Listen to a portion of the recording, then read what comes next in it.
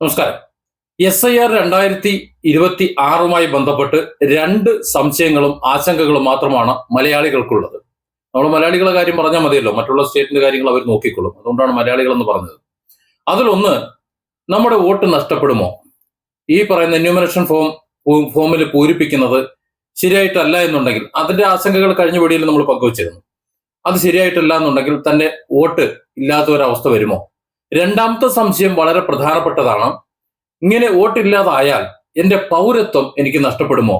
വളരെ പ്രയാസമുണ്ടാക്കുന്ന ഒരു ഘടകമാണത്. കാരണം ഇതിനു മുമ്പ് പൗരത്വവുമായി ബന്ധപ്പെട്ട് ഇത്തരത്തിൽ ഒരു ആശങ്ക പ്രകടിപ്പിച്ചപ്പോൾ അവിടെയും ഇവിടെയും ചില കോൺസെൻട്രേഷൻ ക്യാമ്പുകൾ ഉണ്ടാക്കുന്നുണ്ട്.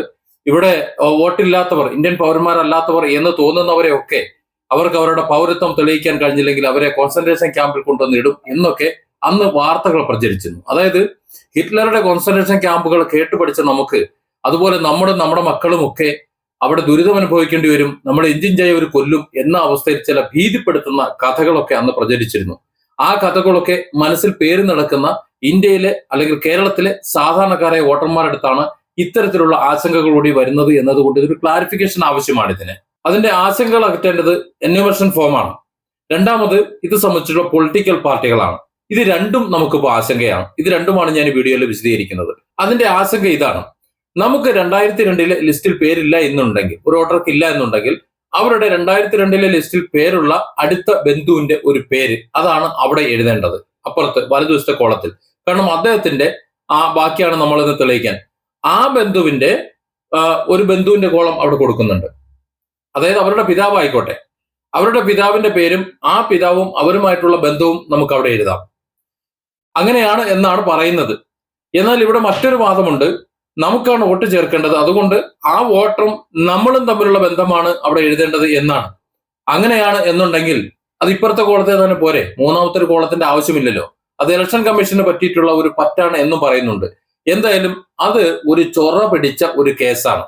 അത് തീർക്കേണ്ടത് ഇവിടുത്തെ രാഷ്ട്രീയ പാർട്ടികളാണ്.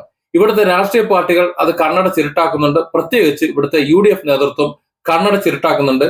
അതിനുള്ള തിക്തഫലം നമ്മൾ അനുഭവിക്കാൻ പോകുന്നത് കേരളത്തിലെ ലക്ഷക്കണക്കിന് ആൾക്കാർ, ഒരുപക്ഷെ 1 കോടിയോളം ആളുകൾക്ക്, 3.5 കോടി ജനങ്ങളെ നമ്മൾ ഇവിടെ ഉള്ളൂ, അത്രയും ആൾക്കാർക്ക് വോട്ട് നഷ്ടപ്പെടും. ആ ഒരു സ്ഥിതിയിലേക്ക് ആണ് ഇപ്പോഴും കാര്യങ്ങൾ പോകുന്നത് എന്ന് നമ്മൾ മറന്നു പോകരുത്. അതിനുള്ള കാര്യങ്ങളാണ് ഞാൻ ഇനി വ്യക്തമാക്കുന്നത്. നമുക്കറിയാം BLO മാത്രമല്ല BLA, 2 വിഭാഗങ്ങളുണ്ട്. BLO എന്ന് പറയുമ്പോൾ ഇലക്ഷൻ കമ്മീഷൻ നിയോഗിക്കുന്ന ഉദ്യോഗസ്ഥരാണ്. നമ്മൾ വീടാന്തരം നമുക്ക് എന്യൂമറേഷൻ ഫോമും മറ്റും കൊണ്ടുവരികയും അത് ഫില്ല് ചെയ്യാനും അത് നമ്മളെ സഹായിക്കുകയും അല്ലെങ്കിൽ അവർ തന്നെ ഫില്ല് ചെയ്യുകയും ഒക്കെ ചെയ്യുന്ന, നമ്മുടെ വോട്ടേഴ്സ് ലിസ്റ്റിൽ പേര് ചേർക്കാൻ നമ്മളെ സഹായിക്കുന്ന ഉദ്യോഗസ്ഥർ, സർക്കാർ നിയോഗിക്കുന്ന അല്ലെങ്കിൽ ഇലക്ഷൻ കമ്മീഷൻ നിയോഗിക്കുന്ന ഉദ്യോഗസ്ഥർ. രണ്ടാമത് പൊളിറ്റിക്കൽ പാർട്ടികൾ ഏജന്റുമാർ, ബൂത്ത് ലെവൽ ഏജന്റുമാർ, BLA മാർ, ഇങ്ങനെ ഒരു വിഭാഗം കൂടി ഉണ്ട്. നമ്മുടെ കേരളത്തിന്റെ ഒരു അവസ്ഥ എടുത്ത് പരിശോധിച്ചു കഴിഞ്ഞാൽ ഈ SIR ബന്ധപ്പെട്ട് ഒരു തണുപ്പൻ ഒരു രീതിയാണ് നമ്മുടെ സർക്കാർ കൈക്കൊണ്ടിരിക്കുന്നത് എന്ന് മനസ്സിലാക്കാം. കോടതിയിലൊക്കെ പോയിട്ടുണ്ട്, കാര്യമൊക്കെ ശരി തന്നെ. പക്ഷെ ഒരു സജീവമായ ഒരു ഇടപെടൽ സർക്കാരിന്റെ ഭാഗത്തു നിന്ന് ഇല്ല. അതേസമയം CPMന്റെ ഭാഗത്തു നിന്ന് നല്ല ശക്തമായ ഇടപെടൽ ഉണ്ട് താനും. നമുക്കറിയാം ഈ BLO എന്ന് പറയുന്ന വ്യക്തി ഒരുപക്ഷെ നമുക്ക് പരിചയം ഉണ്ടായിക്കൊള്ളുന്നില്ല. പക്ഷെ നമ്മുടെ ബൂത്ത് ഏജന്റുമാർ, പാർട്ടികളുടെ ബൂത്ത് ഏജന്റുമാർ, BLA മാർ, അവർക്ക് നമ്മളെ വ്യക്തമായി അറിയാം, നമ്മുടെ വീട്ടിലുള്ളവരെ അറിയാം, വീട്ടുപേരെ അറിയാം, എല്ലാം അറിയാം, അവർക്ക് പരിചയമുണ്ട്. അതുകൊണ്ട് തന്നെ BLO മാർക്കൊപ്പം സഞ്ചരിക്കുന്ന BLA മാർ, അവരാണ് നമ്മളെയും BLO മാരെയും സഹായിക്കുന്നത് ഇപ്പോ. പക്ഷെ ഇവിടെ LDFന്റെ, അതായത് CPMന്റെ BLA മാർ ഈ BLO മാർക്കൊപ്പം പോകാൻ സദാ സന്നദ്ധരാണ്, അവർ ഇറങ്ങാൻ തയ്യാറാണ്. അതുപോലെ തന്നെ അത്തരമൊരു അവസരം ഉണ്ടെങ്കിൽ BJPയുടെ BLA മാരും തയ്യാറാണ്. ഇവർ രണ്ടുപേരും തയ്യാറാണ്. കേഡർ സ്വഭാവമാണ്. മുകളിൽ നിന്നൊരു കാര്യം കൃത്യമായിട്ട് പറഞ്ഞാൽ അത് അതേപടി അവർ അനുസരിച്ചുകൊണ്ട് ബന്ധപ്പെട്ട BLOമായി കയറി ഇറങ്ങി വോട്ട് ചേർക്കാൻ, അതായത് 2026 വോട്ടർ പട്ടികയിൽ ഉണ്ട് എന്ന് ഉറപ്പുവരുത്താൻ അവർ നിർദ്ധാരണ ശ്രമം നടത്തുന്നുണ്ട്. അത് തെക്കൻ കേരളത്തിൽ പ്രത്യേകിച്ച് നമുക്ക് കാണാം. വടക്കൻ കേരളത്തിൽ മുസ്ലിം ലീഗിന്റെ ചില BLA മാർ അത്തരത്തിൽ പ്രവർത്തനങ്ങൾക്ക് കൂടെ ഉള്ളത് കൊണ്ട് അത് എന്റെ ദൃഷ്ടിയിൽ അത് വന്നിട്ടുണ്ട്. CPMും അതുപോലെ കൂടെ ഉണ്ട്. പക്ഷെ കോൺഗ്രസിന്റെ BLA മാർ, അവരെ അധികം എവിടെയും കാണാനില്ല. ഇവിടെ BLO മാർക്കൊപ്പം പോകുന്ന BLA മാർ, അത് ഏത് പാർട്ടി ആയാലും, അവർ അവരുടെ സ്വാർത്ഥത വെച്ച് അല്ലെങ്കിൽ അവരുടെ ലക്ഷ്യം വെച്ചുകൊണ്ടാണ് ഓരോ വീട്ടിലെയും വോട്ട് ചേർക്കുന്നത് അല്ലെങ്കിൽ അതുമായി ബന്ധപ്പെടുന്നത് എന്ന് നമ്മൾ മനസ്സിലാക്കണം. ഇവിടെയാണ് നമ്മൾ അപകടമിരിക്കുന്നത്. അതായത് അവിടെ എന്തെഴുതണം, എങ്ങനെ എഴുതണം, അപൂർണമായി എഴുതണമോ, അത് ഏത് വിധത്തിൽ അത് കൊടുക്കണം എന്നതിനെ കുറിച്ച് ബന്ധം എഴുതുന്നതിൽ പോലും അവ്യക്തത കൊണ്ടുവരുന്നത് ഈ ഒരു കൂട്ടരാണ് എന്നതാണ് എന്റെ അറിവിലും അതുപോലെ തെക്കൻ കേരളത്തിൽ നിന്നുള്ള ചിലരുടെ ഫോൺ കോളുകളിലും അവരുടെ വോയിസ് മെസ്സേജുകളിലും ഒക്കെ നമുക്ക് കണ്ടുവരുന്നത്.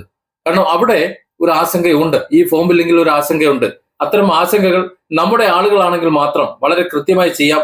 മറ്റുള്ളവർ അവർ ചെയ്തു തരട്ടെ, പിന്നീട് ഹിയറിംഗിന് പോയി ശരിയാക്കുന്നെങ്കിൽ ശരിയാക്കിക്കോട്ടെ എന്ന നിലപാടാണ് CPM-ന്റെ BLA-മാർ മിക്കവരും എടുക്കുന്നത് എന്നാണ് അറിയുന്നത്. അതിന് കാരണവുമുണ്ട്. കാരണം കൃത്യമായ ഒരു മെഷീനറി വർക്ക് ചെയ്യുന്ന ഒരു പാർട്ടിയാണ് CPM, BJP. ഈ രണ്ട് പാർട്ടികളും ഒരു കേഡർ സ്വഭാവം അവർക്കുണ്ട്. ഇവിടെ കോൺഗ്രസിന് ആ ഒരു മെഷീനറി വർക്ക് ചെയ്യുന്നില്ല. അവർ ഈ പഞ്ചായത്ത് തെരഞ്ഞെടുപ്പിൽ എവിടെയൊക്കെ സ്ഥാനാർത്ഥികൾ എങ്ങനെയൊക്കെ നിർത്തണം എന്നുള്ള ഒരു അന്വേഷണത്തിലാണ്. അതിൽ തങ്ങളുടെ ആൾക്കാരെ തന്നെ നിർത്തണം എന്നുള്ള അടിയിലാണ്. അങ്ങനെ അടികൂടി നിൽക്കുമ്പോൾ അതിനിടയിൽ ഒരു അടുത്ത അസംബ്ലി തെരഞ്ഞെടുപ്പിലേക്കുള്ള വോട്ടർമാരെ തീരുമാനിക്കുന്ന ഒരു ഘട്ടം കൂടി കടന്നു പോകുന്നുണ്ട് എന്ന് മനഃപൂർവ്വം മറക്കുകയാണ്. BLO-മാർക്കൊപ്പം BLA-മാർ കൂടി ഇതിനകത്തേക്ക് വന്നില്ല എന്നുണ്ടെങ്കിൽ, അതായത് സാധാരണക്കാരെ കുറച്ച് പേരുണ്ട്, നിഷ്പക്ഷമതികളായിട്ടുള്ള കുറച്ച് ആൾക്കാർ, അവരാണ് ഈ വോട്ടിൽ ആശങ്കപ്പെടുന്നത്. CPM-ന്റെ വോട്ടറൊന്നും എങ്ങോട്ടും പോവില്ല. അത് അവരുടെ BLO-മാരും അവരുടെ BLA-മാരും ചേർന്നിട്ട് കൃത്യമായി ഇത് കൈകാര്യം ചെയ്യും. അല്ലെങ്കിൽ BLA-മാർ സഹായിച്ചുകൊള്ളും. ഈ നിഷ്പക്ഷമതികളായിട്ടുള്ള ആൾക്കാരുടെ വോട്ടും മറ്റു പാർട്ടിക്കാരുടെ, പ്രത്യേകിച്ച് കോൺഗ്രസുകാരുടെ വോട്ടും ഒന്നും ചേർക്കാൻ ഇവിടെ ആരുമില്ല. അവരൊക്കെ ലിസ്റ്റിൽ ഇല്ലാതെ പോകും. അതായത് ഇവരൊക്കെയാണ് നാളെ 2026 ലിസ്റ്റ് വരുമ്പോൾ വോട്ടേഴ്സ് ലിസ്റ്റിന് പുറത്തേക്ക് പോകാൻ പോകുന്നത്. SIR വോട്ട് ശുദ്ധീകരണം തുടങ്ങിയതിനു ശേഷം, രജിസ്ട്രേഷൻ തുടങ്ങിയ ശേഷം ഇതുവരെയുള്ള പ്രവർത്തനങ്ങളും BLA-മാരുടെയും BLO-മാരുടെയും പ്രവർത്തനങ്ങൾ എടുത്തു പരിശോധിക്കുകയാണെന്നുണ്ടെങ്കിൽ ബൂത്ത് 1-ന് മിനിമം 100 വോട്ടുകളെങ്കിലും പുറത്തേക്ക് പോകപ്പെടും എന്ന് തന്നെയാണ് കണക്കാക്കപ്പെടുന്നത്. ഇവിടെയാണ് CPM-ന്റെ ഇടപെടലുകൾ വളരെ വ്യക്തമായി നമുക്ക് മനസ്സിലാകുന്നത്. അതായത് ഒരു ബൂത്തിൽ മിനിമം ഒരു 100 വോട്ട് അല്ലെങ്കിൽ ഒരു 100 വോട്ട് നഷ്ടപ്പെട്ട് കഴിഞ്ഞാൽ, 100 വോട്ടർമാർക്ക് വോട്ടില്ലാത്ത ഒരു സാഹചര്യം വന്നാൽ 2000, 3000 വോട്ടുകൾക്ക്, 4000, 5000 വോട്ടുകൾക്ക് മാത്രം വിജയിച്ചു പോകുന്ന, ഭൂരിപക്ഷത്തിലേക്ക് വിജയിച്ചു പോകുന്ന ഒരുപാട് സ്ഥാനങ്ങളുണ്ട് ഈ 140 നിയോജക മണ്ഡലങ്ങളെ. അത്തരം ഇടങ്ങളിലാണ് മിനിമം 10,000 പേർക്കെങ്കിലും വോട്ടില്ലാതെ പോകുന്നത്. ഈ വോട്ടില്ലാതെ പോകുന്നത് കോൺഗ്രസിന്റെ വോട്ടാണെന്ന് മനസ്സിലാക്കണം. ഇത്തരത്തിലാണ് കാര്യങ്ങളുടെ പോക്ക് എന്നുണ്ടെങ്കിൽ ഇവിടെ വരാൻ പോകുന്നത് LDF സർക്കാർ മൂന്നാമതും വരും.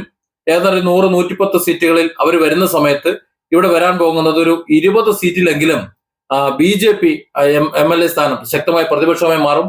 അതിലും താഴെ 3-ാം സ്ഥാനത്തേക്ക് കോൺഗ്രസ് പിന്തള്ളപ്പെട്ടു പോകും എന്ന് തന്നെയാണ് ഇവിടെ മനസ്സിലാക്കുന്നത്. എന്റെ ഉദ്ദേശം കോൺഗ്രസിനെ ഉദ്ധരിക്കുക അല്ലെങ്കിൽ കോൺഗ്രസിനെ വോട്ടുണ്ടാക്കി കൊടുക്കുക എന്നുള്ളതല്ല. ഈ ഒരു ഉന്തലും തള്ളലിലും വലിയൊരു വിഭാഗത്തിന് വോട്ട് നഷ്ടപ്പെടുന്നുണ്ട്. അതുകൊണ്ട് തന്നെ കോൺഗ്രസിന്റെ നേതാക്കൾ ഉണരണം, മറ്റു രാഷ്ട്രീയ പാർട്ടിയുടെ BLA-മാർ ഇറങ്ങണം. അങ്ങനെ എല്ലാവരും കൂടെ ചേർന്നിട്ട് കേരളത്തിൽ 100% സാക്ഷരത എന്നൊക്കെ നമുക്ക് പറയുന്നുണ്ടല്ലോ, 100% സാക്ഷരരായ നമ്മൾ 100% അർഹതയുള്ള മുഴുവൻ ആൾക്കാരും വോട്ടേഴ്സ് ലിസ്റ്റിൽ 2026 SIR-ൽ രജിസ്റ്റർ ചെയ്തെന്ന് ഉറപ്പുവരുത്തണം. അതിന് കൂടി കഴിയുന്നില്ല എന്നുണ്ടെങ്കിൽ അവർ ഭരണത്തിൽ വേണ്ട, കഴിയുന്നവർ ഇരുന്ന് ഭരിക്കട്ടെ. പക്ഷെ അവിടെയും ഒരു ചോദ്യമുണ്ട്, ഈ സാധാരണ ജനം എന്ത് ചെയ്യുമെന്ന്. Different angles. Don't forget to subscribe and support this channel.